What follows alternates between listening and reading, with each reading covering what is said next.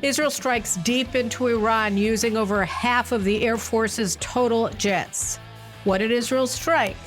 What is the significance of it all? I'll have details and commentary coming up on In Focus.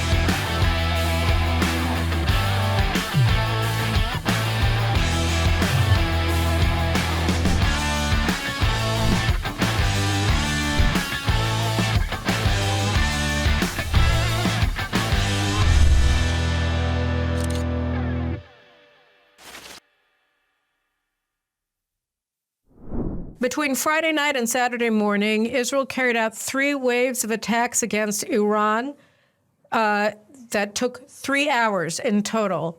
And the question is, what was hit? First of all, I want to say, for the record, I'm very, very happy that I didn't have to give the commentary on Saturday night, that is yesterday, because initially the reports were very frustrating. It said that Israel attacked anti-aircraft batteries and it attacked some other things that all indicated or showed or demonstrated Israel's tactical brilliance, but that the strike itself was going to have no strategic impact on the nature of the contest between the Iranian regime, which seeks to annihilate Israel, and Israel, which is not interested in being annihilated. So initially, there was a sense that the main beneficiary of Israel's strike was actually the United States and Ukraine, because Israel took out a drone factory which supplies Russia. So that there was a sense that the United States pinned Israel down, said we're not allowed to attack the nuclear facilities, we're not allowed to attack the oil platforms, we're not allowed to attack strategic sites important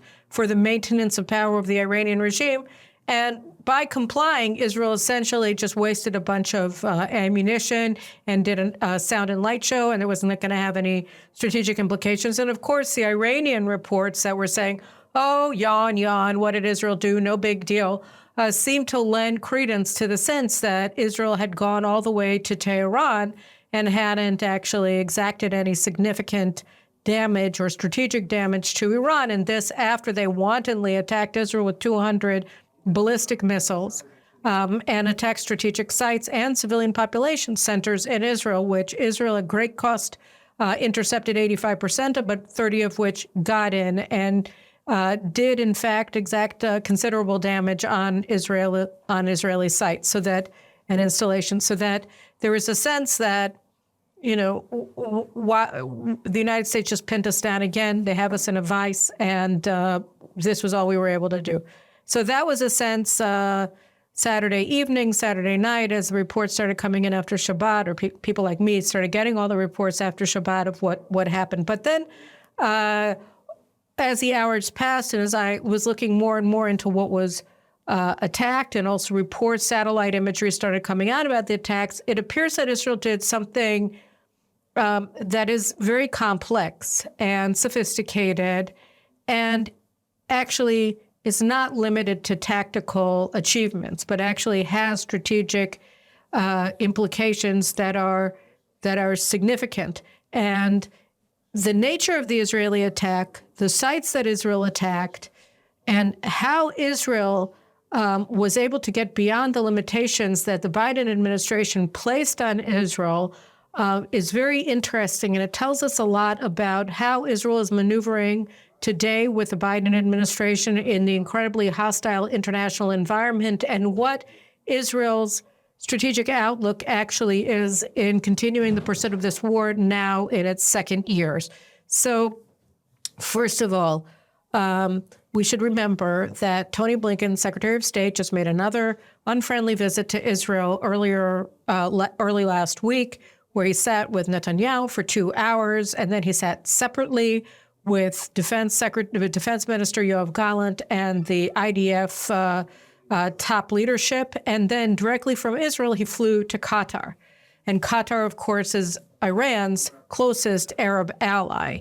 And as the reports came out after the attack, it said that there were some indications that Israel had actually informed Iran that it was going to be attacking, and more or less what it was going to be attacking. Israel denied those reports. What I think is very apparent is that Iran was given prior information about Israel's intent to attack it by Secretary of State Blinken through the Qataris, who are the administration's best friends and the Iranians' best friends. So that's apparently what the line of communication was.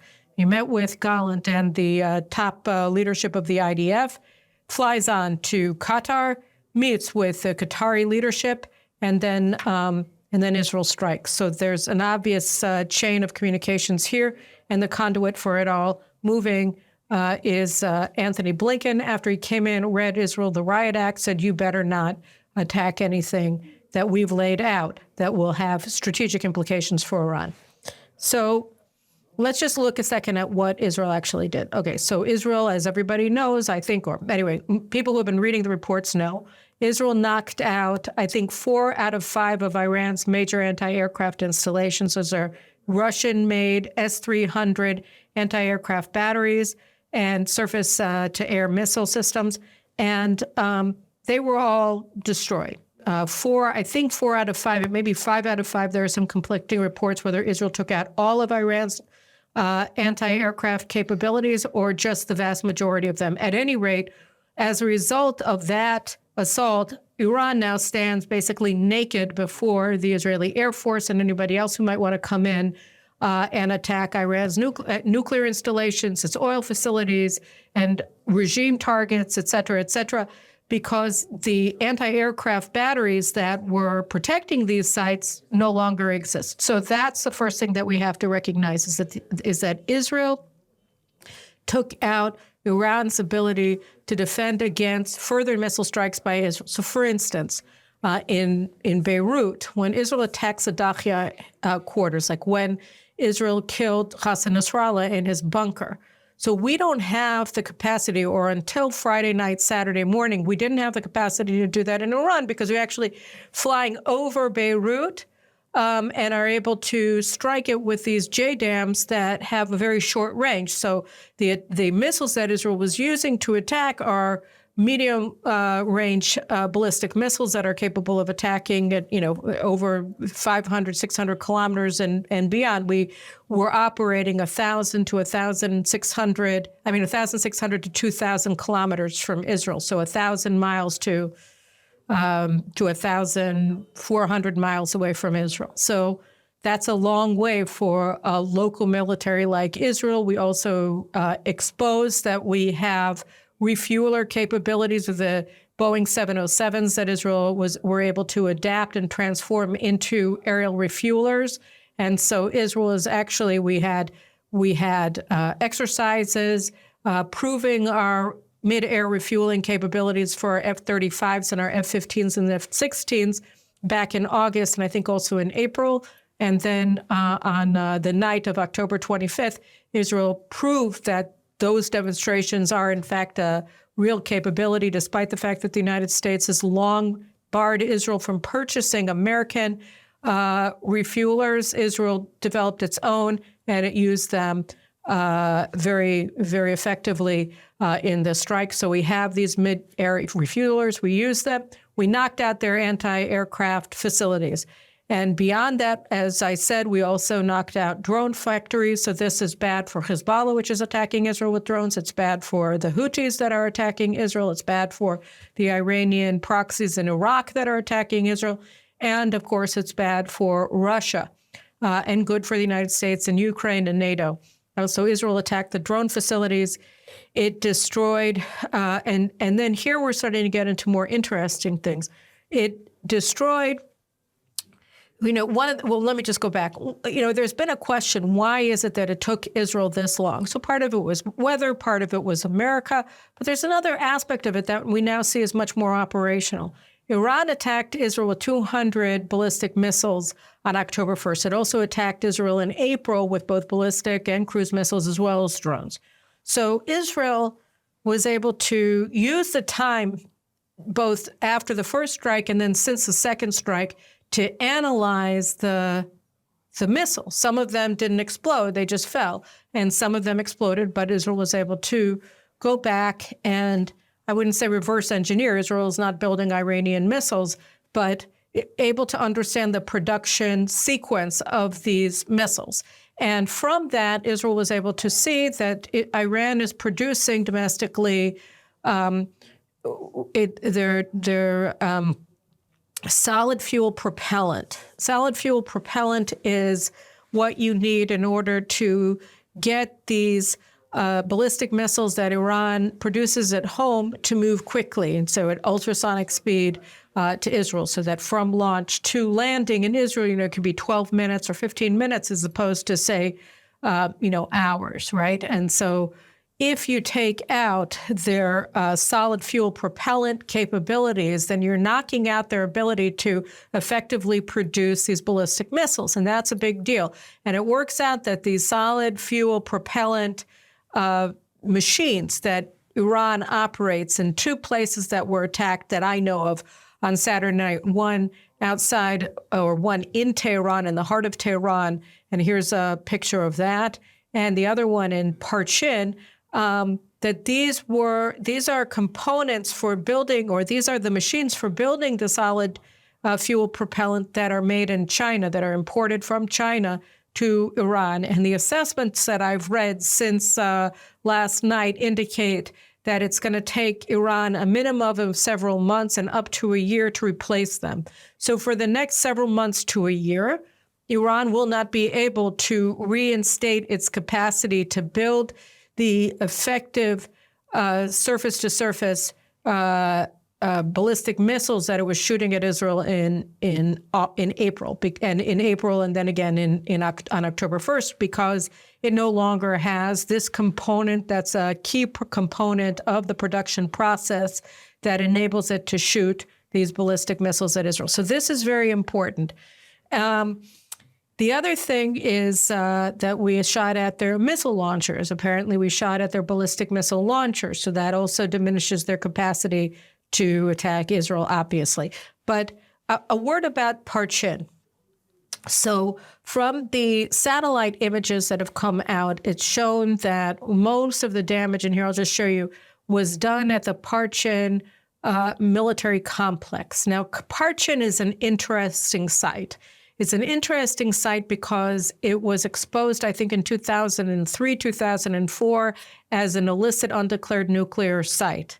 And it's not the only one. There are other sites that Israel has exposed that the Mujahideen al-Khalq, an Iranian opposition group, had exposed in Qom, in Fordow, Parchin, among others that were not declared by Iran, and yet they are serving their key components of Iran's nuclear weapons program.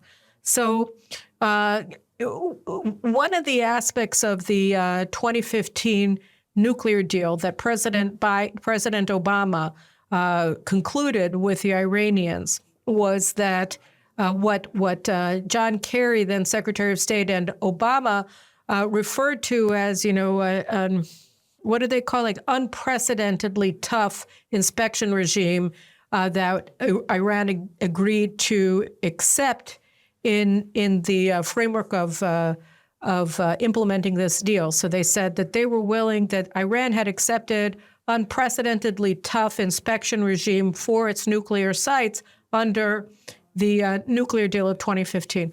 This was not to put it to put it delicately, this was a total lie. Why was it a lie?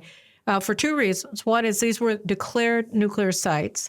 The other one was that they were not military sites. Iran could just arbitrarily, or not at all arbitrarily, deny access to UN weapons inspectors or nuclear inspectors to their nuclear sites by proclaiming them military sites. Because the JCPOA, that's the formal name for the nuclear deal, it said that if Iran determines or claims or declares any site that the UN inspectors wish to visit a military site, those sites become off limit to the UN inspectors. So this is like, it was one of those things where the only way that the claim that they had this tough inspection regime applied to Iran as a result of the 2015 deal, the only way that that could be accepted in any way is for the media to just lie about the contents of the nuclear deal, which of course they did. And so that's why it was able to pass muster, even though it's on its face completely absurd. But that was the point, that Iran was able to declare sites like Parchin military sites and then block UN investigators from inspectors from coming in. Now, the UN inspectors did come into Parchin twice in 2004, so before the JCPOA, and in 2015. And in 2015, they discovered traces of uranium that was undeclared, that wasn't supposed to be there, that indicated that they were carrying out nuclear testing of nuclear detonators at the site at Parchin. Okay, so this was something that was exposed by UN weapons inspectors or nuclear inspectors in 2015, and then Iran went to great lengths to try to hide what was in Parchin, and Parchin was attacked. Just if you look at this graphic, in 5 different places, and the site at the bottom right, I think, of the thing that you see in yellow, is of particular interest. So the first 4 dots or places that were attacked by Israel on Friday night, Saturday morning were part of the production line of the solid fuel propellant for the ballistic missiles. But the 5th point here, it's called Talagan.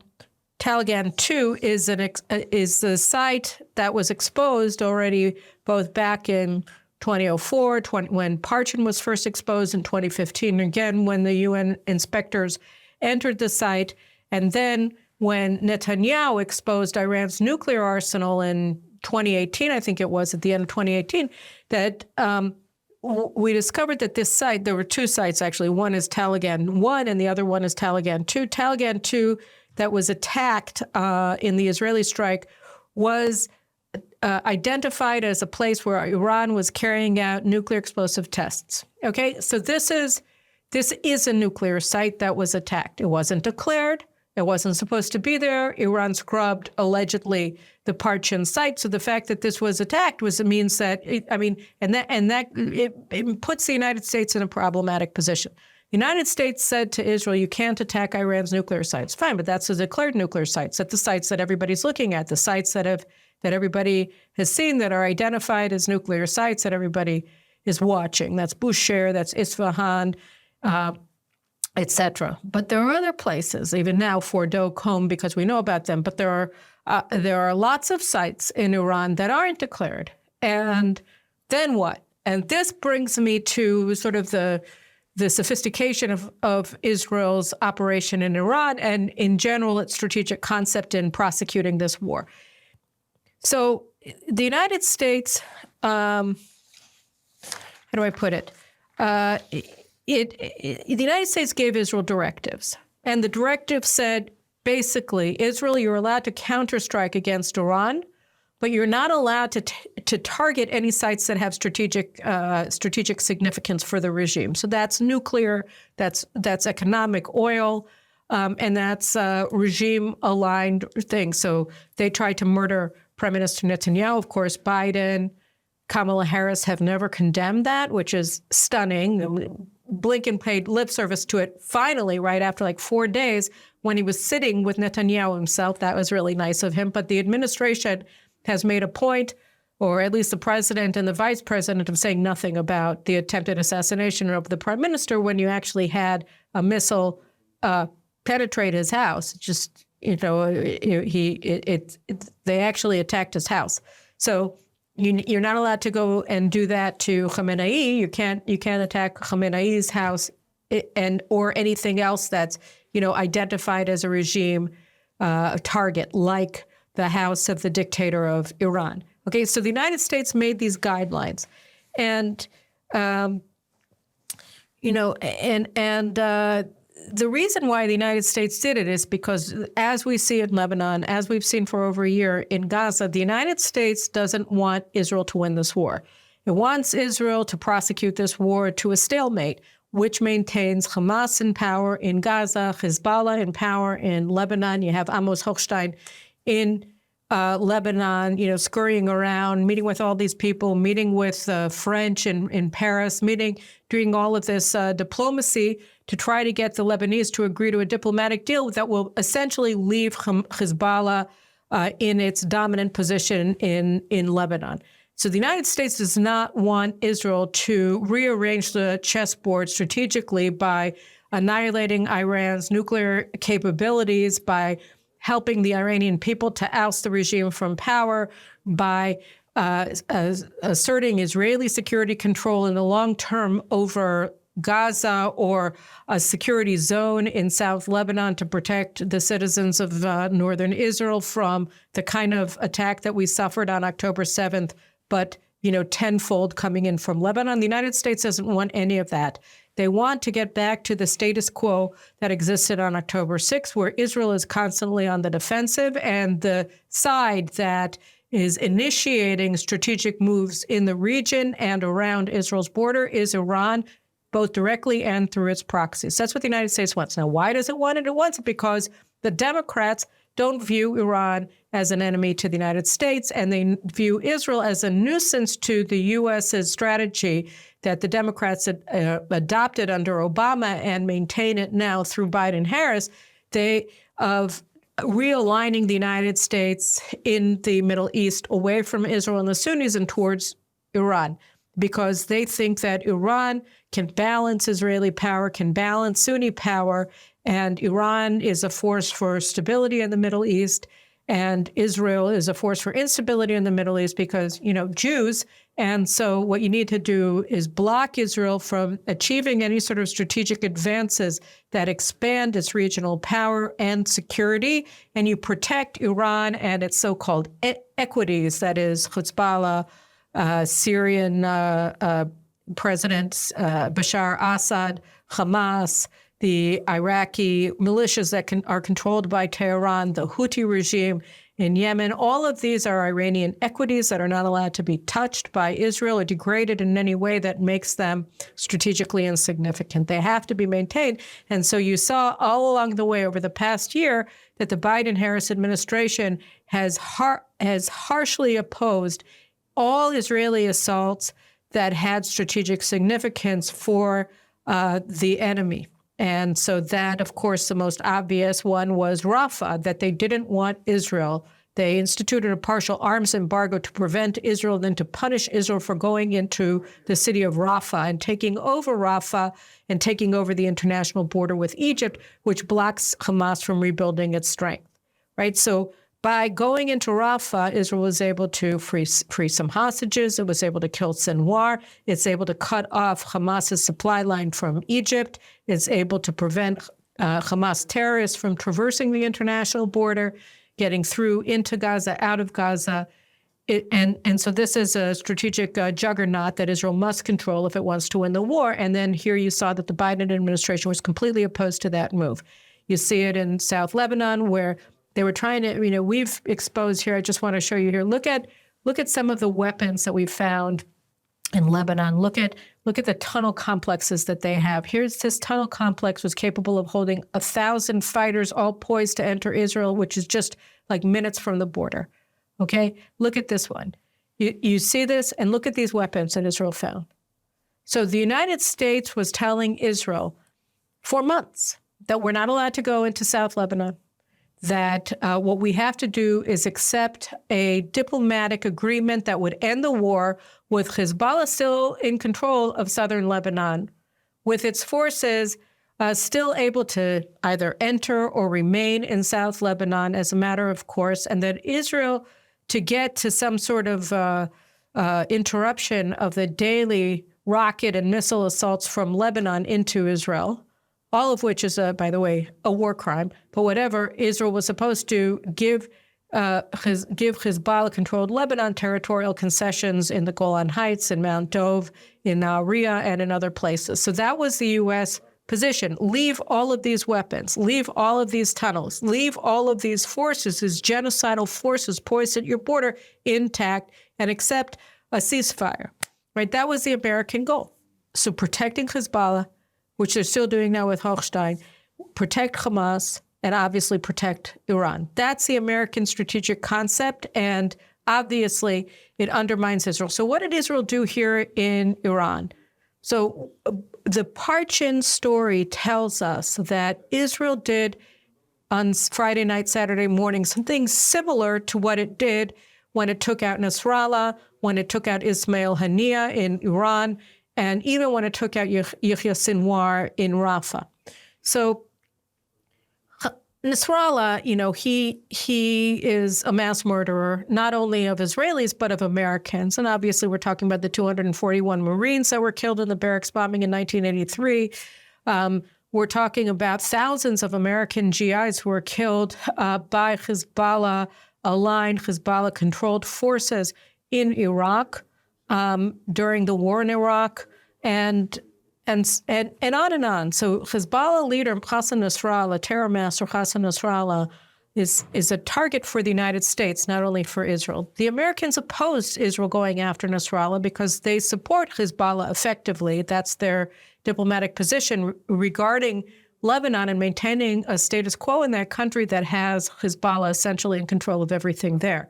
So by going after Nasrallah, Israel went against the interests of the administration, but it advanced American national security interests. It went after an American enemy and put the United States under the Biden-Harris administration in an uncomfortable position where they couldn't criticize Israel for doing something that was strategically significant from the perspective of defeating Iran and its terror axis, because Israel went after an American enemy and killed him. The same thing, of course, was true with Ismail Haniyeh in Iran and Yahya Sinwar in Gaza. And so in all of these cases, what Israel did was it located strategically significant targets that the Biden-Harris administration absolutely opposed its attacking, but couldn't publicly oppose it or punish Israel for carrying out these operations because his people were American enemies as well. It's an indefensible position, and as a result, there's no way to punish Israel or take action against Israel for doing something like this. And it's the same sort of concept with Parchin and the undeclared nuclear sites in Iran. Well, if they're undeclared, then they can't be protected. And if they're undeclared and Israel attacks them, then the United States shouldn't mind because, first of all, they're nuclear sites and the United States shouldn't mind that. Of course, they already said that they oppose Israel attacking nuclear sites, so you could say, well, they made that clear.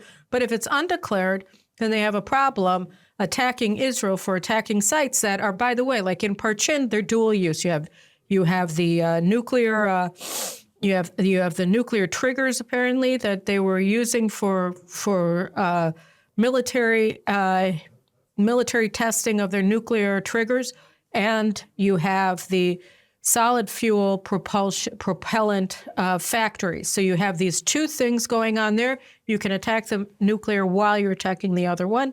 That's a strategically significant attack. And obviously there are things that were attacked that we still don't know about, we may not know about, that I would argue are probably equally, if not more strategically significant. So so what is the outcome then? So first of all, by taking out the anti-aircraft stuff, Israel was setting up the situation vis-a-vis Iran to be in a position to actually take down targets that are very strategically significant if Iran retaliates against Israel. So that's one thing. If Iran retaliates against Israel, they are now, undefended. They don't have anti-aircraft batteries anymore. So Israel can go in and act in Tehran and in Parchin and in Qom and anywhere else the same way that they operate over Gaza or over Beirut. Okay, so that's one thing. And then there's another thing, which is that in 9 days, it'll be November 5th, and that's the U.S. election. And you may see a change in the administration. And obviously, if Kamala Harris is elected, she's made it very clear that she's going to maintain the same policy that she's had along with Joe Biden for the past 4 years. And if Trump comes in, what was his seeming criticism of Israel? His criticism of Israel all along was that Israel has to finish faster, that Israel has to get this done faster. But Israel can't because the Biden administration is blocking us from achieving strategic victory. So it's like we keep going up to the line, whether in Gaza or in South Lebanon, and we can't cross it because if we cross it, then we'll cross the United States. And the Biden administration has made pretty clear that they intend to really screw Israel beginning on November 6th. I mean, they put it out to the media. They've said it all but openly that after November 5th, they're going to, they may very likely allow the UN Security Council to put out a ceasefire resolution that, blames Israel for the continuation of the war. They may recognize the state of Palestine. And what we saw, and I've tweeted about it over the past couple of days. So the International Criminal Court, I talked about Karim Khan and how he's being accused credibly, actually, by one of his employees of protracted sexual harassment, both verbal and physical harassment of this poor woman who was working for him. And this came to light in April, and then whistleblowers' his complaint was made on May 4th, I think. And since we last met, more information has come out, including the fact that ICC investigators went to talk to this woman, where not at her office, not, at a cafe. No, they went to her house and began asking her intimate details of how Karim Khan sexually harassed her in front of her small child. And lo and behold, she decided that she wasn't going to file a complaint with these mafia thugs, right, who pretend to be, investigators for the ICC to really find out what happened to it, and in the end say, nice kid you got there. You want me to mess with his brain a little bit? Why don't we talk about, what he did to you in a hotel room when he forced his way into your hotel room in the middle of the night and wouldn't leave? What happened then? Why don't you tell us in front of your young child, right? Oh, no, he can stay, right? So that, she decided that she wasn't going to give a complaint. That was actually, the AP did that. But in the meantime, while this is all coming to a head with Karim Khan, the 3 ICC, International Criminal Court judges, were supposed to sit and deliberate on Karim Khan's request that they issue international arrest warrants against Prime Minister Netanyahu and Gallant, right? And what happened? Oh, well, over the weekend, it was suddenly reported that the one judge who isn't considered completely anti-Israel, there are 3 judges, one judge from Romania, this woman, was considered to be somewhat fair, whatever that means. She reportedly asked, probably the same way that this victim asked not to file a complaint, she asked to be removed for health reasons from the panel. And she was replaced by a Slovenian judge. Now, we don't know much about Slovenia here in Israel. We don't care much about Slovenia in Israel. But it works out that this left-wing Slovenian government decided that the way that they were going to make a name for themselves was by being the most anti-Israel government in the European Union, which is pretty hard, but they're doing a pretty good job. So Slovenia over the past year recognized Palestine in June. They joined South Africa's complaint against Israel before the International Court of Justice, accusing us of genocide. And so now a Slovenian judge who is probably just as anti-Israel as a French judge on the panel, for instance, is replacing the Romanian judge. So I guess they wanted to get a unanimous ruling against Netanyahu and Gallant. So this is, this could happen this week. It could happen after the elections. It can happen whenever, but it's right here. That's it. You have 3 totally hostile judges working for a completely hostile criminal court, but criminal as in the court itself is criminal, right? As we see with their treatment of this poor woman, right? And they want to put out arrest warrants against our prime minister and our defense minister for carrying out the most just war for Israel's national survival that, humanity can possibly point to. So that's what we're dealing with. And the United States under the Biden-Harris administration has done nothing at all to curb this abuse of power by the International Criminal Court. I mean, and here I think it's very important to point out, I was on the Mark Levin show talking about this last week, and I'm just going to repeat what I said to Mark, which is that President Trump put out an executive order when he was president that announced that if the ICC took action against either U.S. servicemen or U.S. personnel or personnel belonging to American allies, including Israel, that the United States was going to impose a bunch of sanctions on ICC personnel, all of them, right, including barring them from entering the United States, among other things. And when Biden came into office, he canceled the executive order. When the ICC started making its moves to issue arrest warrants against Israeli leaders and to go against Israel in a number of other ways on the basis of just Hamas-based complaints that were then submitted by the Palestinian Authority to the ICC, Senator Tom Cotton from Arkansas, basically took Trump's executive order and he introduced it to the Senate as a bill. And it was also introduced separately by Elise Stefanik, Chip Roy, and a couple of other members of the House of Representatives as a House bill. Okay, the House passed it with the Republican majority. Kamala Harris, Chuck Schumer have blocked the Cotton bill because they still have, it's a 50-50 tie in the Senate, and Kamala Harris controls it with her 51st vote for the Democrats. So she and Schumer have blocked all discussion of the Cotton bill in the Senate. So they've blocked it from moving forward at the behest of the Biden administration. The White House, I think in the spring already, has said that they would veto the bill if it came before the president. So the United States, under the Biden-Harris administration, is actually actively protecting the International Criminal Court. And we can expect that just along with the UN Security Council resolution condemning Israel, the recognition perhaps of the state of Palestine, we can expect for the administration to green light the issuance of arrest warrants against Prime Minister Netanyahu, against Gallant by the ICC, either even before November 5th, but certainly after November 5th going forward, as part of this attacking Israel, isolating Israel, making Israel even more dependent on the United States as the United States effectively kicks us in the face over and over and over again. So we go back, when we look at the United States more generally, what do we see? We say that nobody really wants to be in the Middle East, right? I mean, it's not the Democrats, not the Republicans. Nobody wants to send more forces into the Middle East. And so the likelihood of the United States sending forces to the Middle East to take out Iran's nuclear installations is very small.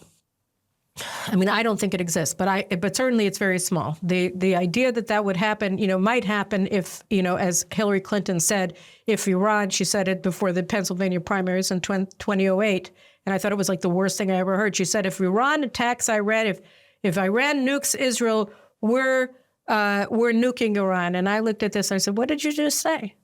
You just said that you won't do anything against Iran's nuclear installations until after they attack Israel. And so that, I think, remains the operating concept for most Americans on both sides. They don't want to go to war against Iran, which is, okay, whatever, shirking responsibilities. This is a primary threat to the United States in the Middle East. Even Kamala said that. But, okay, just take that as a given. But you still see two varying attitudes. The Democrats want to protect Iran from Israel, and the GOP wants to, their policy, whether it's Senate Minority Leader Mitch McConnell or Trump or Cotton or Cruz or any number of, pick one, right? Their concept is to give Israel or J.D. Vance the means to conduct the strikes itself. So the United States doesn't want to do it. Let's help Israel win. So then that goes back to the question that Trump said, why is it taking so long? So it's taking long to win this war because the Biden administration is blocking Israel from achieving the war goals of totally eliminating, this strategic chessboard where Iran gets to initiate and Israel can only defend itself from initiated aggression by Iran, either direct aggression from Iran or through its manifold proxies. So Israel keeps walking up to the line and not crossing it, because if we cross it, we cross the Democrats. So, that's basically, where we are. And when we look at my initial sort of frustrated response when I started hearing what was attacked in Iran, you can understand the growing frustration or the constant frustration of Israelis, because Netanyahu, the prime minister who has gotten us this far, he actually isn't free to discuss the strategic design of the war plan, because if he does, he gets in trouble with the Americans. What basically would enable Israel to win a strategic victory in this war? So one, knock out Iran's nuclear capabilities, two, give the Iranian people the confidence to actually overthrow the regime by weakening it, to going after Revolutionary Guard Corps bases or whatever the key facilities are. I certainly don't know what they are, but key regime facilities, taking them out, making them look more vulnerable, making them indeed more vulnerable to empower the Iranian people, 85%, 90% of whom want to overthrow the regime, give them the opportunity to do so. So that's Iran. In Lebanon, and in Lebanon, we have to reimpose a security zone there in southern Lebanon, because, what we're looking at now is a situation where, we've lost so many soldiers over the past week going in hand-to-hand fights with Hezbollah, where the Hezbollah start throwing grenades at them from a tunnel, or jumping out of holes in the ground or whatever, or from second stories of buildings that Israeli forces are entering to try to wipe them out. They're hiding in these forested areas that Israel, by any military concept, would involve burning up all of these forests so that they don't have that ability to hide. But Israel can't do that because the international community would go apeshit and, would attack Israel, would condemn Israel, et cetera, if Israel dared to do something like this. So, we have all of these things. And the only way to really push Hezbollah forces far enough away from the border to protect northern Israel and to allow life to go back to normal and safely in northern Israel is for the IDF to be, in charge of South Lebanon the way that we were until May of 2000, when we pulled out of the security zone because Barak was the prime minister and he's a strategic idiot. So we pulled out, and then Hezbollah took over, and we got, these tunnels that 1,000 people can mass in, a minute from the border with Israel, with all of their weapons, all of their gear. We have, this incredible situation where schools, civilian homes, UNIFIL posts, all of them are used as cover for Hezbollah launching operations against Israel. And Israel isn't supposed to do anything because we removed ourselves south of the international border. We have to move ourselves north of the international border and stop with this nonsense that UN forces from Turkey and Indonesia and France are going to protect Israel from Hezbollah. It's not going to happen.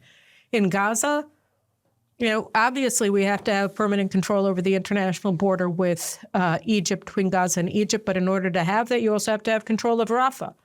You can't just have a narrow slip. So we need strategic control over all of Gaza. We need to have a military government in Gaza that is the only way to block Hamas from rebuilding its power, because they control the area politically and educationally and socially, et cetera. Israel has to be in charge. There's no alternative to Israel. But we can't even discuss these things with the Biden-Harris administration, because if we do, they will put a total embargo on arms to Israel.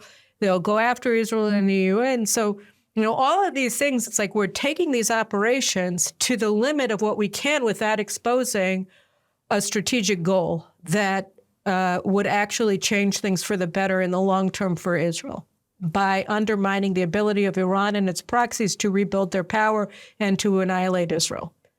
And so you can't even say that. And so, the people of Israel go from jubilation and euphoria with things like the beepers to disappointment, frustration with the initial reports of the attacks in Iran, or the incredible combat losses that we're suffering from our reservists and from our regular forces operating in Lebanon and continuing to operate in Gaza.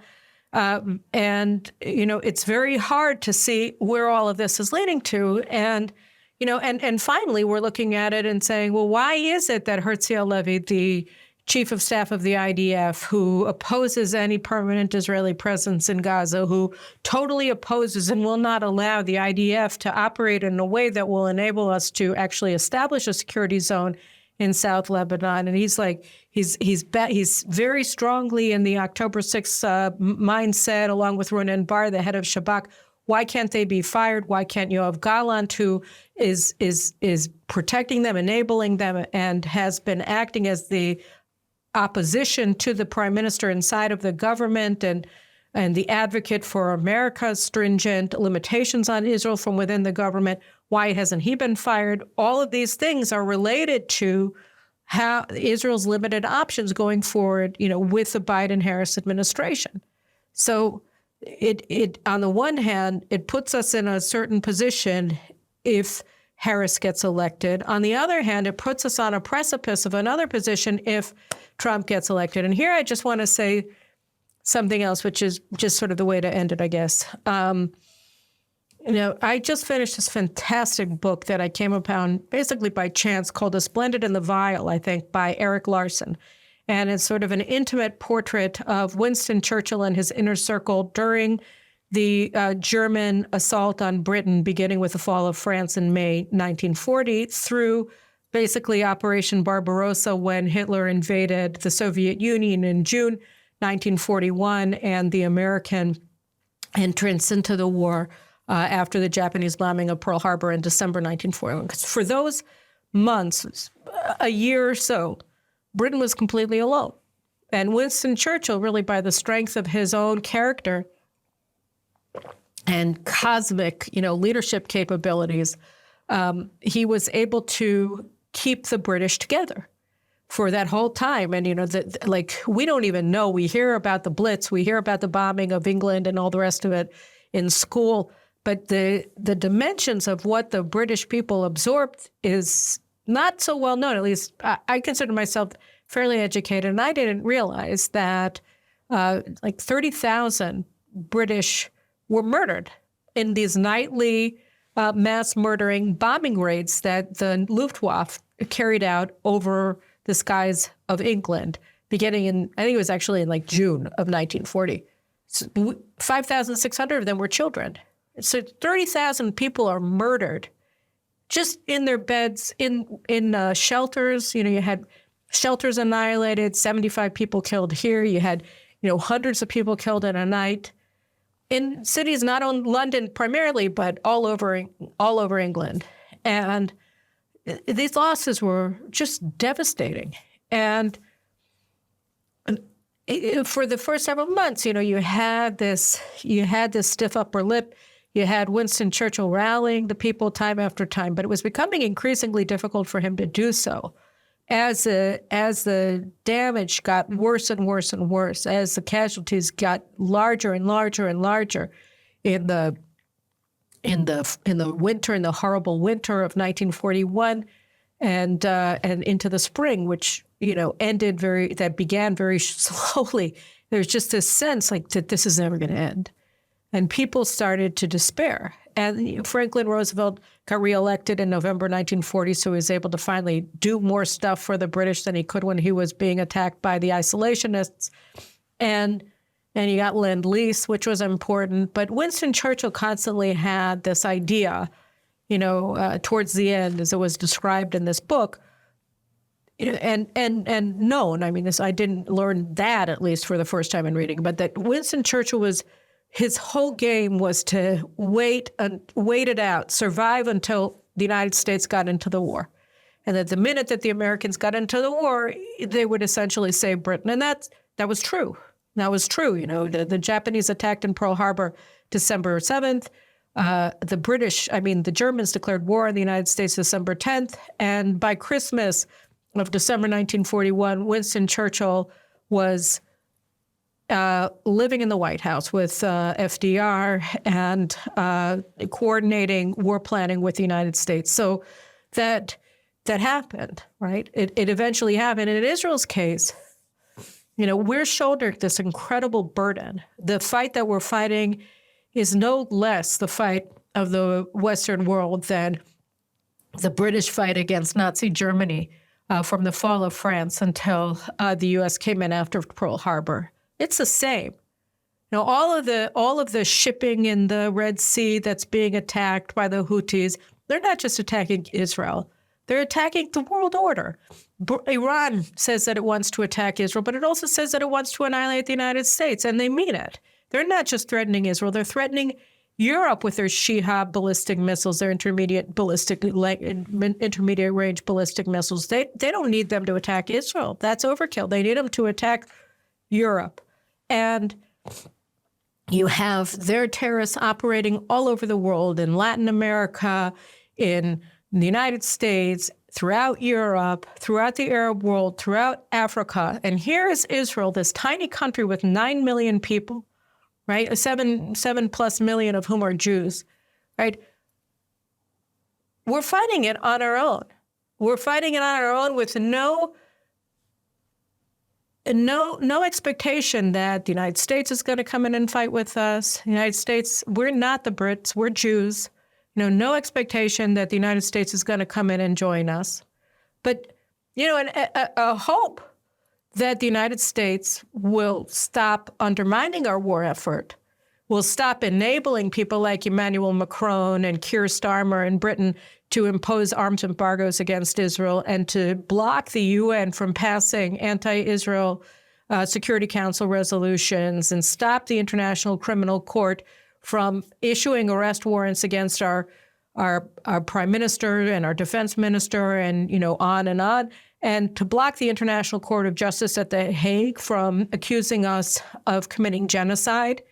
There is a sort of expectation, right, that, okay, the 82nd Airborne or Delta Force or whomever, they're not going to come in. You're not going to use B-2 bombers against the nuclear installations in Iran. That's on Israel.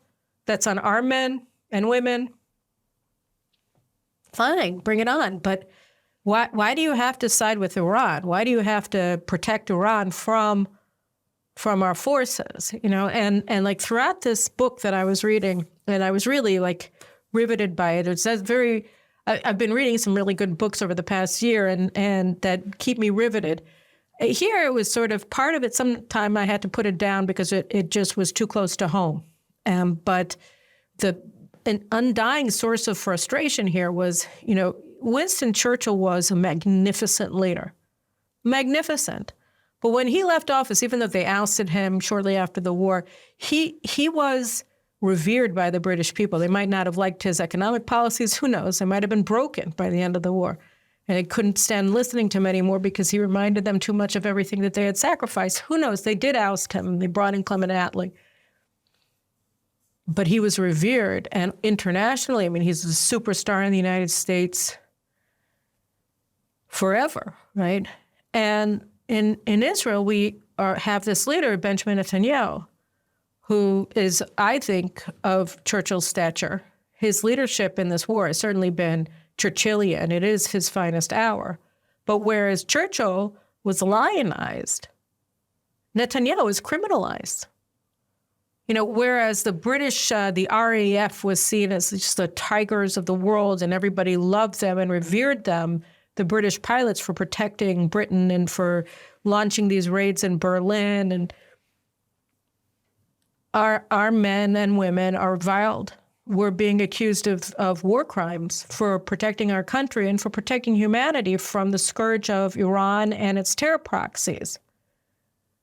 And, you see us carrying out this operation in Iran, and in order to make it strategically significant, we actually have to act in a way that is very careful and calculated to minimize the assault that the Americans can wage against us for doing these kinds of things. And so, this is just the reality. This is the nature of things with Israel. I wish it weren't, but I have to say that, like I said, I'm glad that I didn't have to give this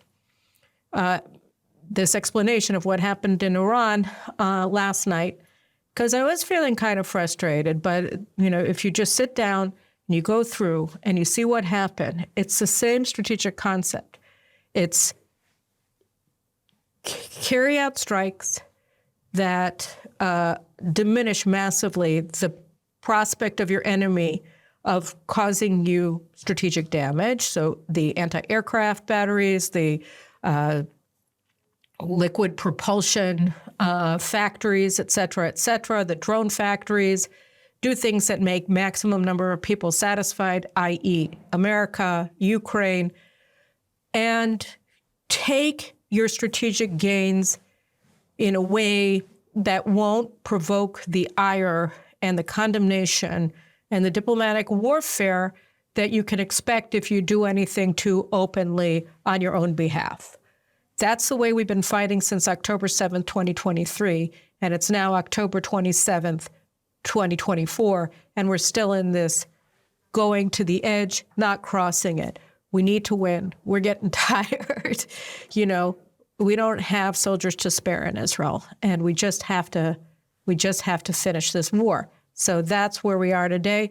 I think we can all be proud of what was accomplished in Iran and understand that this is obviously a demonstration of capabilities and opening up Iran to a much more strategic assault.